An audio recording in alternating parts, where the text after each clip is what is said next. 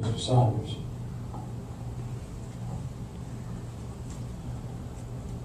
We have thousands of oil wells in the Gulf of Mexico that haven't been inspected.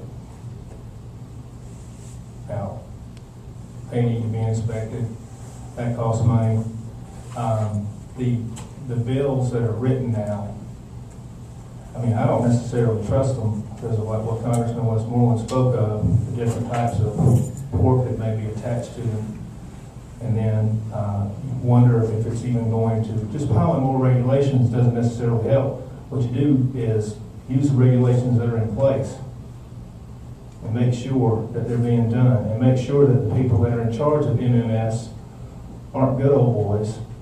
They're not part of the minerals department, but they're people that actually do want to make sure that not that the company's making the best profit, but that the company's doing it safely. You can operate safely and make a profit. What we need to do is provide competition. And we need to make sure that the people that do violate the regulations get penalized. And when people lose their lives, like 11 men lost their lives, someone needs to be prosecuted for that. There's evidence. And as your congressman, I will make sure that the people of our district are taken care of, and the people of our country are taken care of, because regulations have to be enforced, and we cannot let these white-collar criminals continue to murder people and get off scot-free. Because when you know something like that's happening, when you know there's a danger, and there's indication that there was a danger, and Mr. Congressman Westmoreland brought up last time there hasn't been an investigation. Why not? Why hasn't there been an investigation? If it was a tire company, they would be investigated, and the man probably would lose his business.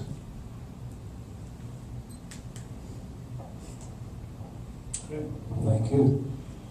Ms. Duke, we'll have the next question. Thank you. I have a two-part question related to discrimination against women. Surprise. Well, in 1979, the United Nations adopted CEDAW, which is the Convention to End Discrimination Against Women, sometimes described as the Bill of Rights for Women.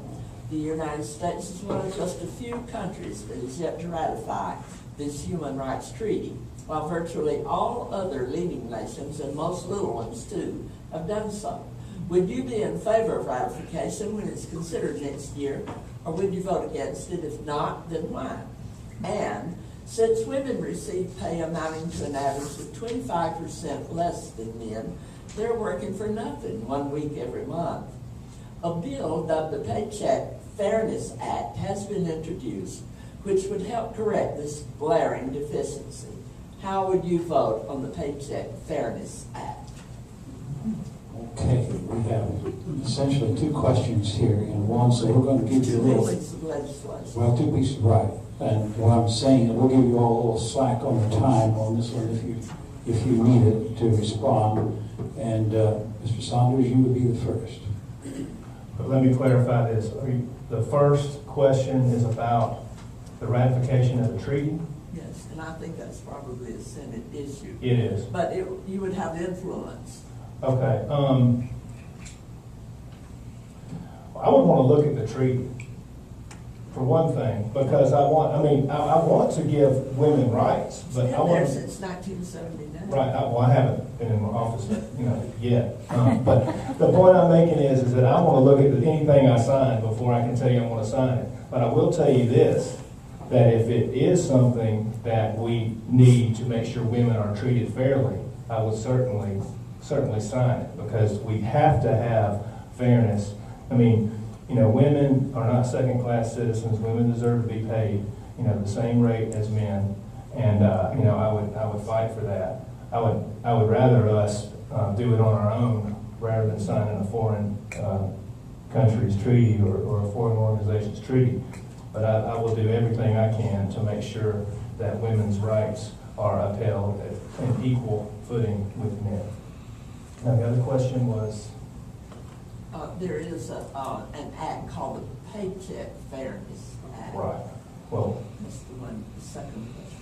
again, I want to be able to read it, but I do want that every woman needs to have the same type of pay that a man does. She should get equal pay for the job that she does, equal pay to a man. And I will do everything in my power to make sure that happens, because we have a lot of women that are, single mothers, that are the breadwinners, and regardless of that fact, even if it is a supplementary income, if they're doing the work, they deserve to be paid the same amount. But I'm not hedging, I'm just very leery of laws because of the way they're written. It's like they say, you don't want to see sausage made, and you don't want to see a law written. So that's what I'm going to be struggling with when I get there. But I'm definitely a strong advocate for women's rights, and they deserve equal pay and equal treatment. Okay, thank you. Mr. Westmoreland. Well, Duke, you're talking like my wife does me. She asked me the questions, but I've given me the facts. And I have to agree with Frank on this. I learned when I first got to Congress, never commit voting one way or another until you have read something. But let me say this. I think the United States is a great place for a woman to live. And I can't imagine why we would not have ratified a treaty for women, because I don't think there's any place in the world that women are treated any better, especially in the southern part of this great country that we live in, is the kind of respect that we show our women. The paycheck, I've got some women that work for me that make more than the men. I know of women that are in small business that have done a wonderful job creating small businesses, but they've gotten a leg up through the set-asides from the Small Business Association. Small Business Administration.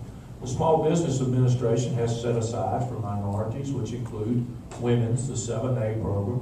We put more money in that program than we do some of the other small business programs. So, I don't know exactly what the Fair Check Act is, but if it means that, if I'm welding something and then there's a lady next to me welding something and we have the same experience, then we should be making the same pay. But for the government to try to regulate that everybody gets the same thing, I think is a mistake. We already have an administration that has everybody gets a trophy mentality.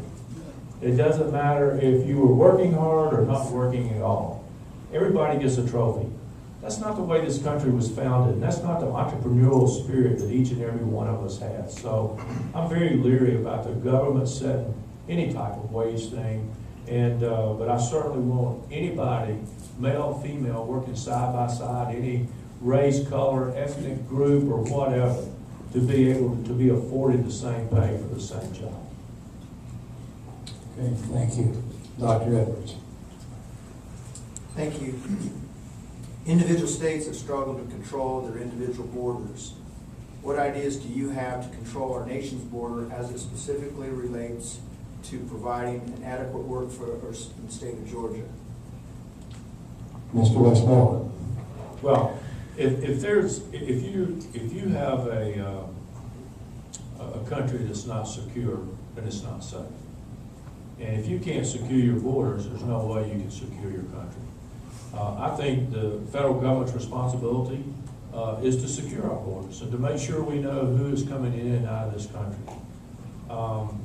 I think it was a very bad decision on the Department of Justice's decision to sue Arizona over trying to do something that the federal government had failed to do, and that state picked it up. Simple 10-page bill. This is not anything that you've got to be a rocket scientist to figure out. If you just read it, you